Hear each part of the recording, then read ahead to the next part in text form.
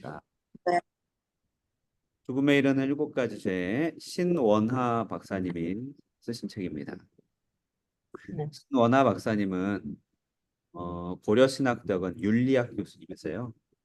네. 그리고 저는 이제 이분의 조교도 한 2년 했고 음, 이분의 수업도 들었고 그리고 이분 밑에서 박사학위 공부하는 아주 친한 또 친구 같은 형님도 알고 있는데 이분은 이제 미국의 보스턴 대학이라고 하는 아이비 리그 대학에 거기서 이제 기독교 윤리학으로 박사학위를 받으시고 우리 대한민국 음, 기독교계에는 아주 좀 독보적으로 활동하셨었어요.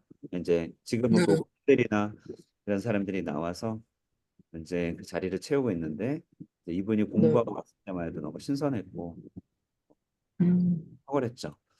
그 일곱 네. 에 대한 이 내용도 사실은 보통 교인들은 잘 안 들어본 내용입니다. 네. 그리고 이것은 이제 중세 카톨릭을 배경을 하고 있기 때문에 음, 뭐 개신교에서는 크게 관심을 두지 못하다가 그런데 음, 이제 그, 이 윤리를 공부하시는 분뿐만 아니고 이제 네. 은혜를 구하는 자들이 이제 이 부분을 연구하기 시작해서 오늘날 많이 알려지게 됐어요. 한번 음, 보겠습니다. 머릿말. 자, 이 책의 네. 제목이기도 한 죽음에 이르는 일곱 가지 죄는 기독교 역사 1500년 이상 내려온 일곱 대죄를 말합니다. 이 죄목록은 하나님만을 전적으로 섬기고 경건한 삶을 사는 데 인생을 바쳤던 사막 수도자들이 처음 만들었습니다. 이는 그 죄들이 수도 생활을 위협하는 가장 큰 유혹이었기 때문이었습니다. 그러니까 이제 사막의 수도사들은 음, 자신의 삶을 들여서 이제 경건에 이르는 그런 일을 이제 전문으로 하려고 했는데 그게 자꾸만 네. 방해되는 것들이 있어서 그것이 오랜 기간 동안에 축적되고 연구되었다는 것이에요. 자, 그래서 일곱 대제를 사막 수도사나 성직자 같은 종교 전문인만을 위한 특별한 목록으로 보는 것은 적절하지 않고 일찍이 교황 그레고리우스라고 하는 분은 이 대죄가 일상을 살아가는 신자들에게도 적용된다고 판단하여 교회로 들여왔고 이후 로마 카톨릭 교회는 천년이나 넘게 일반 신자들에게 가르쳐 왔습니다.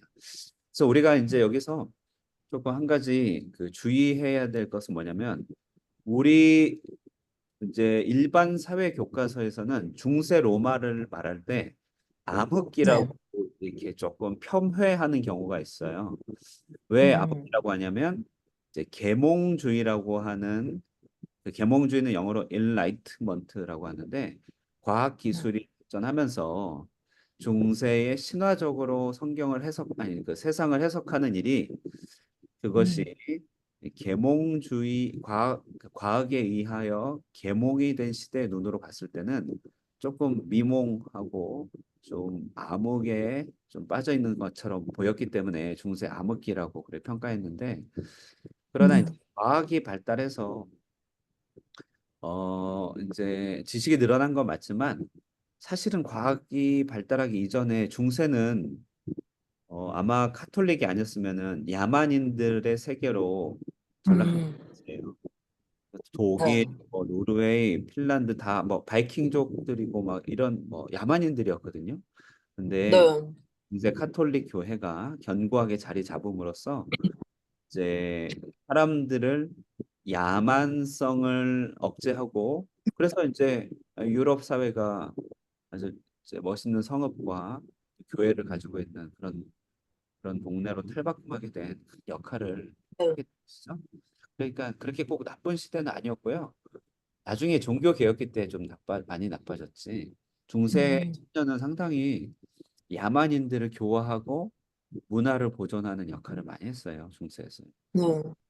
그래서 1000년 넘게 이렇게 가르쳐졌으니까 중세 사람들은 이것을 배우면서 그들의 내면에 많이 훈련이 되었다는 것을 말합니다. 그래서 음, 이제 신하나 교수님은 1986년에 미국에서 이 주제를 처음 만났고 그리고 이제 뭐 코넬리우스 플랜팅카라는 분을 만나서 이제 많이 배우게 됐습니다. 이제 이런 책을 썼어요. 그러면서 이제 이분이 주제에 지속적으로 관심을 가지고 있었다가 네. 2003년도에 이 과목을 개설하면서 본격적으로 공부를 했대요. 그러면 이제 음, 공부한 게 2003년도 개설인데 내가 2005년도에 대학원을 들어갔거든요.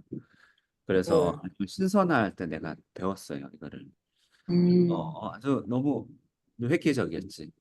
그래서 요 네. 주제가 한국교회에 잘 알려지지 않았지만 그러나 일반 성도 물론 목회자들에게 경건한 삶과 그리스도인의 윤리에 관해 깊이 있게 설교할 수 있는 내용을 제공하고 그다음에 뭐 비슷한 느낌. 아, 내가 너무 죄를 가벼이 여기거나 간과하였는데 확실히 깨닫게 되었다. 이런 깨달음을. 네, 네.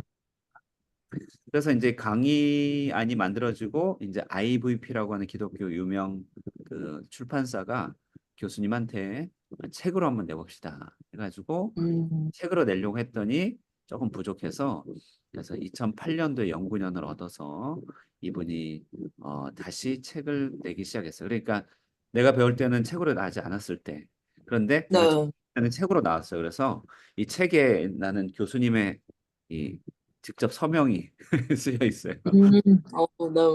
네네네. 어쨌든 이제 여러 가지 우여곡절 끝에 이 책을 가지고 이제 곡절 끝에 이 책을 썼고 그리고 네. 이제 수원 한숲교회와 서울 제자들교회에서 이 주제로 신앙 강좌를 하면서 책의 수준과 적용성을 가늠해봤다. 그러니까 먹히더라 네. 이런 얘기예요. 자, 그리고 이제 나머지는 이제 이 책을 쓴 여러 사람들 여기 여러 해 동안 일곱 대제와 기독교 윤리 과목을 수강한 대학원생들의 코멘트 통찰은 이곳 곳곳에 반영되어 있다고 또 이렇게 또 음, 함께 수업했던 분들에 대한 네. 학생들에 대한 마음도 이렇게 표현해주고 계시네요. 이 교수님은 윤리학 교수님답게 현준이는 친아들이고 현지는 입양했습니다. 음, 그리고 아내는 숙명여대 교수님이시고 그리고 네. 그래서 이 현지 어렸을 때부터 저는 많이 봤어요. 네. 자, 이렇게 자, 이 책은 일곱 대제인 교만, 시기, 분노, 나태, 탐욕, 탐식, 정욕 전통적인 순서에 따라 다루었습니다. 자, 이런 일곱 죄악 목록 들어봤나요? 교만, 시기, 분노, 네. 나태, 탐욕, 탐식, 정욕 들어봤나요? 네. 네. 언제 들어봤어요? 음, 많이 들어왔어요. 그래요? 근데 이제 네. 일곱 대제가 이렇게 서로 엮여서 한 세트로 이렇게 설명되는 것도 들어본 적 있나요? 아니요. 그렇진 않고 각각 별도로. 네. 그래요. 그래서 이제 각 장이 독립적으로 반드시 순서대로 읽을 필요는 이제 없고 뭐, 또뭐 이제 그래요. 그래서 순서대로 읽을 필요 없지만 우리는 한번 순서대로 읽으려고 합니다. 자, 네. 쭉 내려가고 첫 번째 들어가는 글 서론을 함께 보겠습니다. 자, 서론 부분은 요 그림은 네덜란드 화가 히에로니무스 보스가 1480년경에 그린 일곱 대제에 관한 부분이랍니다. 그래서 네덜란드 화가가 그렸다고 하네요. 어, 자, 이제 서론으로 들어가겠습니다. 기독교 전통은 우리에게 일곱 가지 대제를 전해줬다는 것이에요. 그런데 이 일곱 가지 대제 목록은 원래 동방교회 수도원에서 시작되었고 현재 유사한 모습으로 갖춘 것은 4세기 이집트 사막 수도사 에바그리우스가 만들었다고 합니다. 에바그리우스.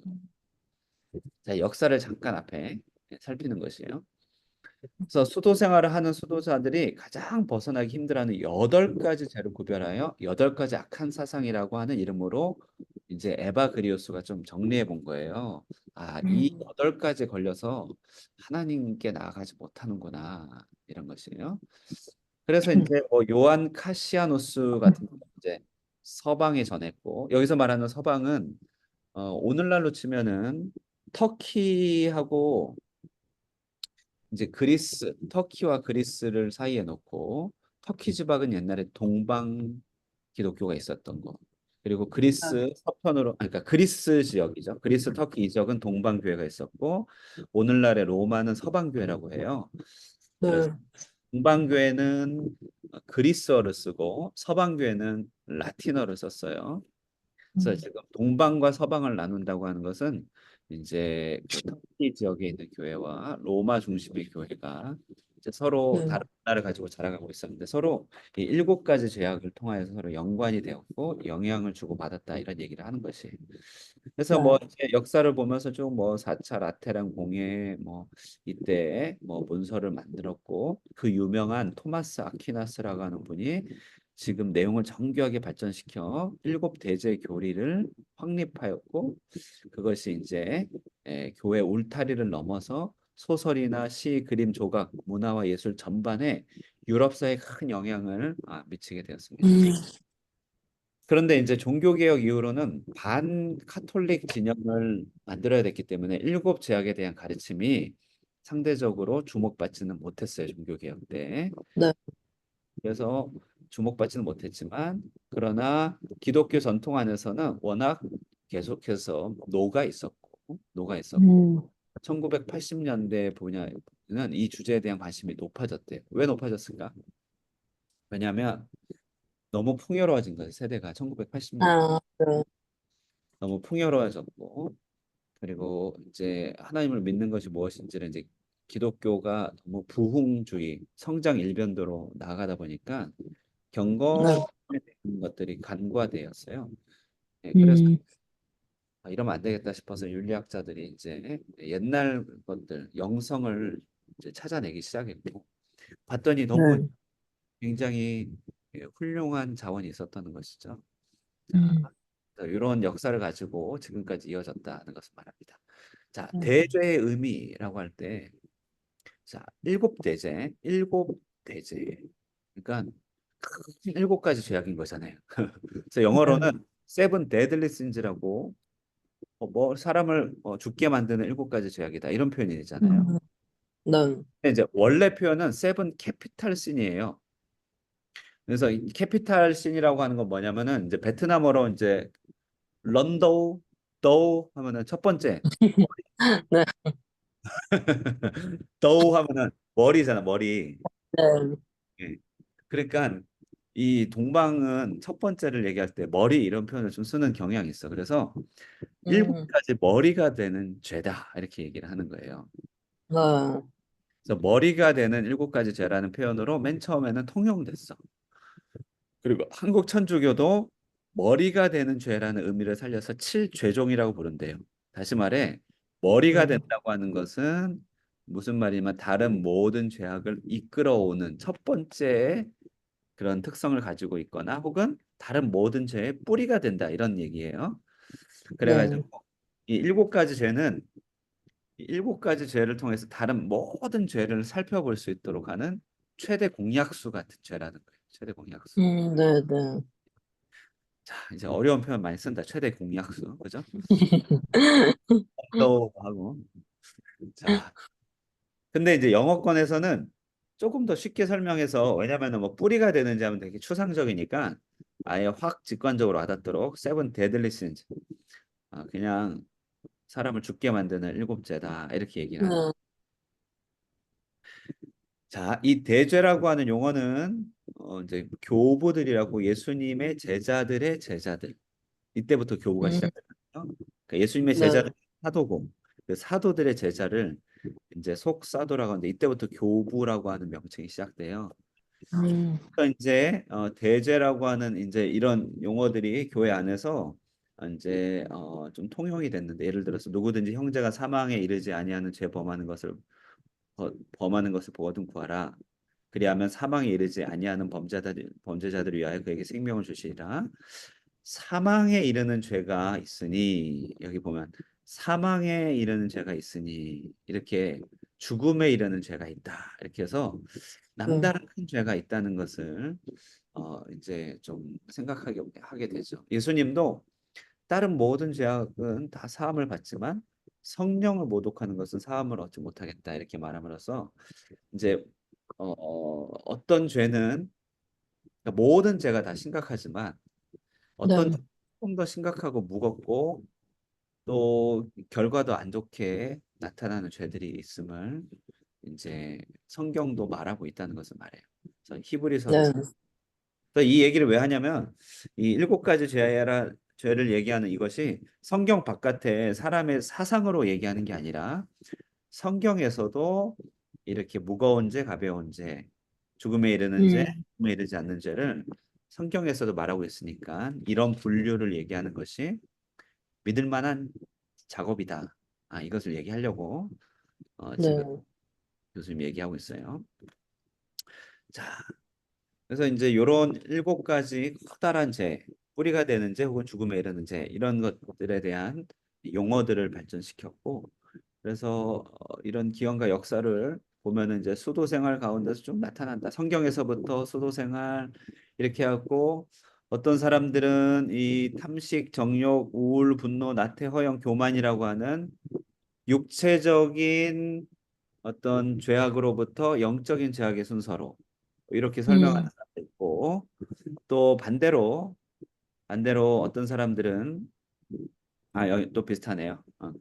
여기 이제 뭐 동일하게 탐식, 정욕, 탐욕, 분노, 우울, 나태, 허영, 교만 이렇게 육체적으로 유혹되거나 육체적으로 빠져들기 쉬운 죄부터 이제 묶어서 설명한 사람도 있고 반대로 반대로 영적인 죄를 먼저 시작하는 사람들도 있었습니다. 그래서 베네딕트 수도에는 말하기를 봤더니 교만이 모든 죄의 근원이고 그 음, 근원에서 허영이 따르고 시기가 따르고 분노하게 되고 우울에 빠지고 탐욕에 빠지고 탐욕에서 이제 구체적인 죄악인 탐식과 정욕으로 떨어지게 되더라. 이렇게 해서 음, 사람들은 이제 영적인 죄가 육체적인 죄로 번지는 것을 이제 네, 잘하면서 가르쳐 줬어요.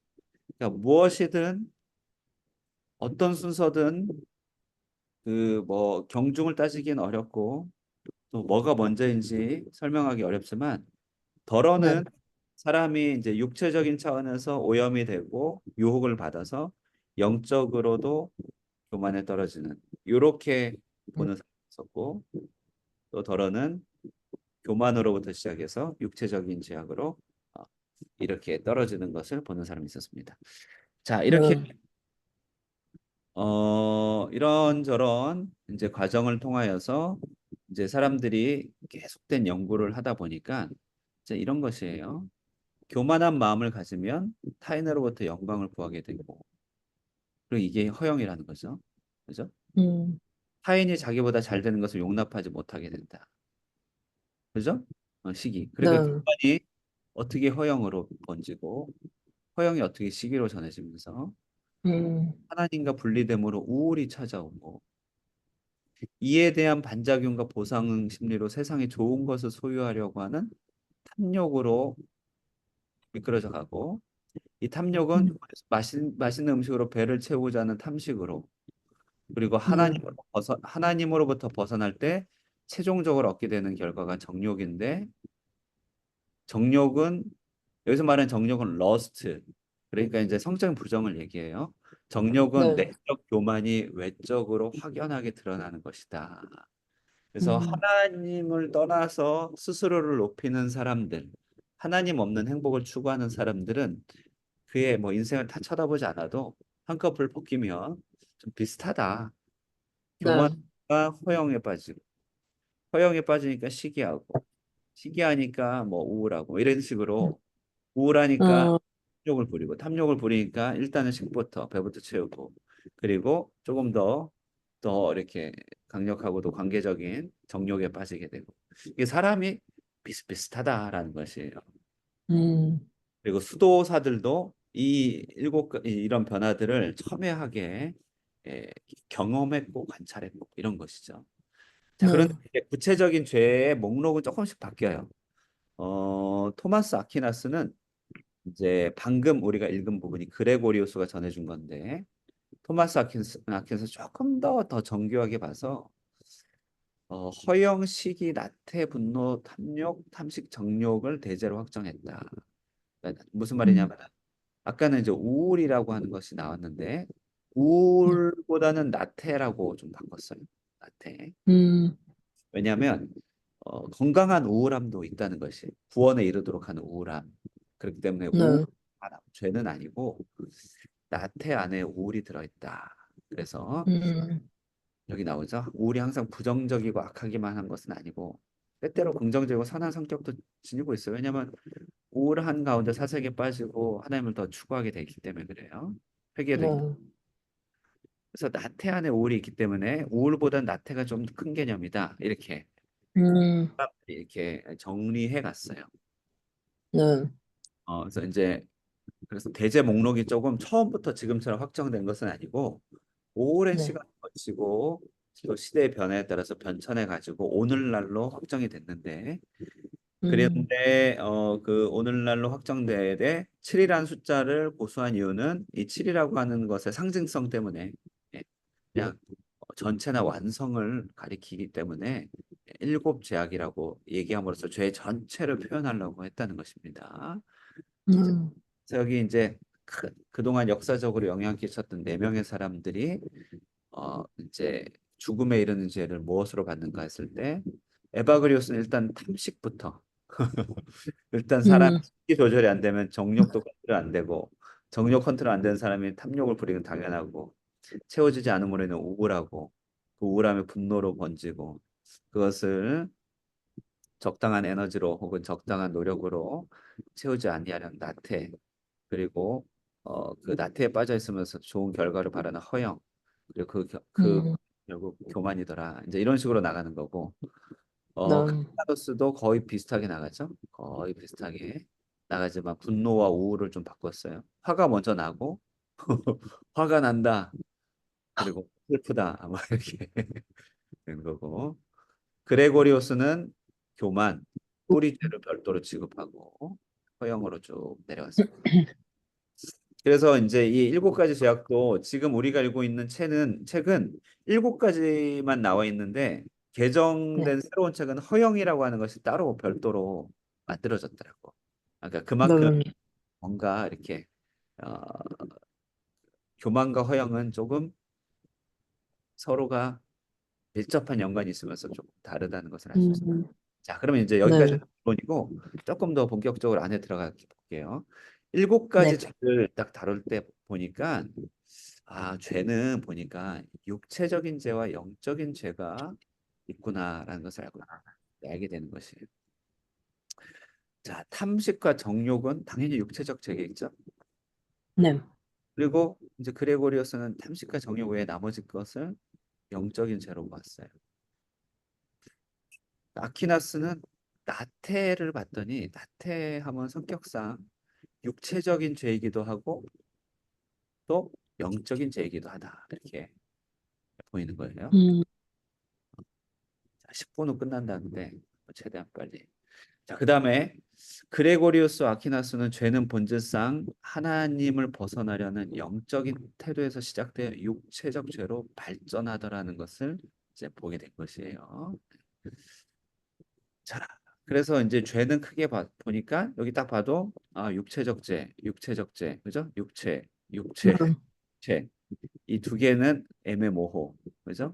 허영 교만 네. 확실히, 그죠? 자, 그런데 이제 이런 육체적 죄와 영적인 죄가 어, 도대체 뭐냐? 도대체 어떤 의미가 있느냐 봤더니 죄를 어, 조금 더 깊이 들여다보니까 죄는 사랑의 문제다. 다시 말해, 죄는 사랑이 왜곡되든지 사랑이 충분하지 않든지 사랑이 과도한 상태가 죄구나. 음, 사랑 자체가 잘못된 거 아니잖아요. 잘 보세요. 네. 도만식의 분노는 그 사랑이 왜곡된 것이 자기 자신에 대한 사랑도 왜곡되고 그죠? 네. 그 세상에 대한 사랑이 온전하지 못해서 시기하게 되고 분노하게 되죠. 그래서 이제 혜진도 음, 막 너무 화가 나. 네. 그러면 이제 사랑이 도대체 이게 어떤 사랑이지? 그러니까 너무 화가 난다 이런 것은 지나친 사랑인 거겠지. 지나친 사랑. 네. 봅시다. 그래서 가치 있는 대상을 그릇된 방식으로 사랑한다는 거랍니다. 이게 교만, 시기, 분노는 특별히 나라고 하는 존재를 그릇된 방식으로 사랑할 때 교만해지고 시기하고 분노하게 된다는 것이 공감이 되나요? 나, 진, 그러니까 자기를 사랑하고 만족시키기 위해 다른 사람에게 상처와 피해를 입히는 것을 응, 개인의 태도. 나, 이게 교만, 시기, 분노에 해당된다는 것이죠. 음, 잘못된 자기 사랑이에요. 그러면 이제 다음 걸 봅시다. 나태라고 하는 건 뭐냐면 충분치 못한 사랑이에요. 자, 보면 마땅히 사랑하고 돌보아야 할 대상에게 사랑을 베풀지 않거나 관심을 가지지 않는 것. 결여된 사랑. 이거 좀 음, 와닿지 않아요? 나, 그러니까 우리 이런 거 많거든. 충분히 사랑하지 않는 거지. 네, 아니면 가려서 사랑한다든지, 그죠? 네, 또 보세요. 탐욕, 탐식, 정욕은 사랑이 너무 지나친 거예요. 음, 오늘도 좀 과식했는데 아내가 음, 떡볶이 국물이 아쉬워가지고 너무 사랑스러워서 밥에다가 김, 말아주지. 밥에다 김에다가 해갖고 볶아 먹는 거 맛있게도 있잖아요. 볶아가지고 과도하게 사랑했어. 그러니까 너무 지나치게 사랑해서 정작 더 사랑할 가치를 지닌 대상을 사랑하지 못하게 되는 죄. 응, 어, 그죠? 그러니까 지나친 사랑이다. 그러니까 내가 음, 너무 소유하려고 하거나 너무 가지려고 하거나 이런 거. 그러니까 내가 너무 좋은 사람이 되려고 하는 것은 왜곡된 사랑이죠. 네, 어, 그죠? 네, 내가 충분히 노력하지 않고 충분히 쏟아붓지 않는 것은 네, 나태. 아니면 내가 물질이라든지 어떤 심미적인 만족이라든지 그죠? 이런 것에 대한 어떤 감각적인 즐거움이라든지 이런 것들을 네, 너무 추구할 때 이것은 과도한 사랑이 된다는 거죠. 네, 그래 봤을 때 과도한 사랑은 전부 탐자가 들어가요. 탐욕, 탐식. 음, 불충분한 사랑은 나태. 예. 네, 그리고 왜곡된 사랑은 대표적으로 시기와 교만이 있어. 음, 근데 이제 조금 더 무서운 분류가 있어. 뭐냐면 지금 똑같은 일곱 죄인데 도로시 세이어즈라고 하는 분은 정욕이라든지 그죠?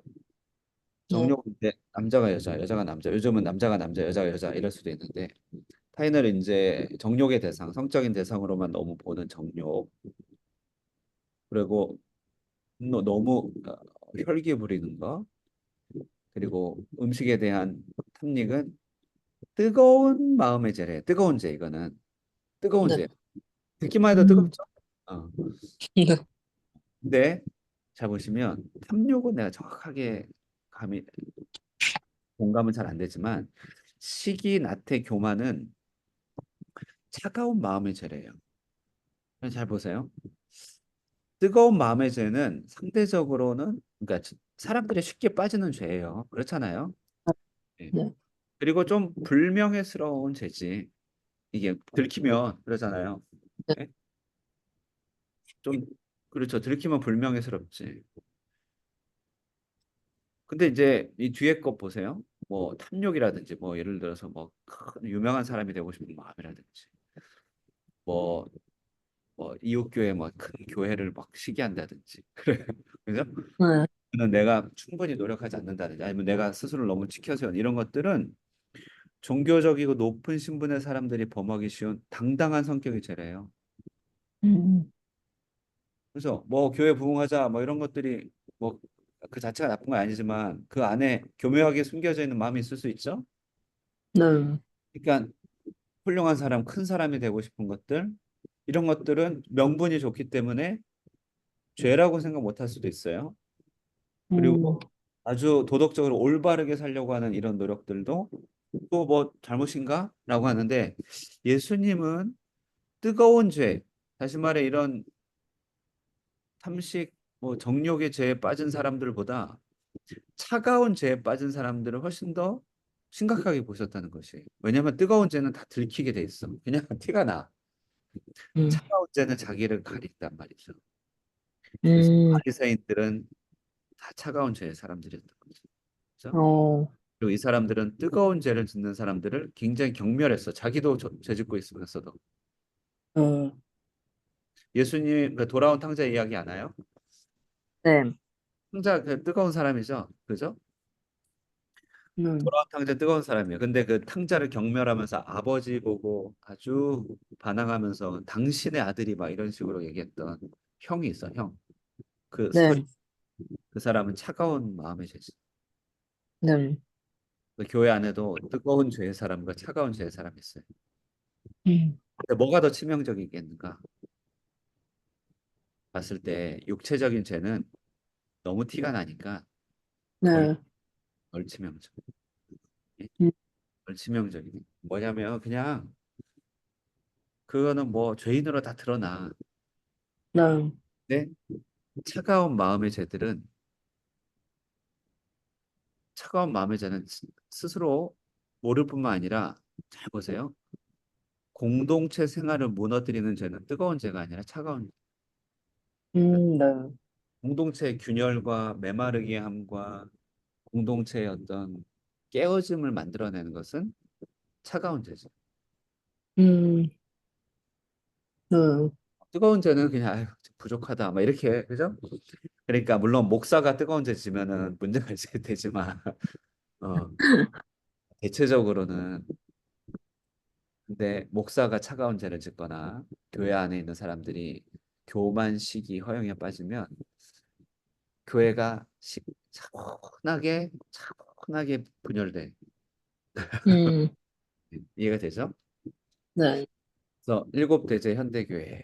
현대교회가 이런 거 공부할 필요가 있을까 했을 때 영성 훈련을 도움을 줘요. 그리고 그리스도인이 갖춰야 될 덕에 대한 이해가 깊어져요. 그래서 이거를 좀 배우면 어, 네, 덕에 대한 이해가 깊어집니다. 그래서 1분 뒤에 음, 끝나거든. 이거.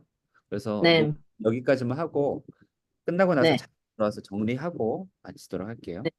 그래서 네, 덕을 우리가 이해하는 깊이가 깊어지고 그리고 죄에 대한 이해가 깊어져야 은혜의 크기를 알 수 있어요.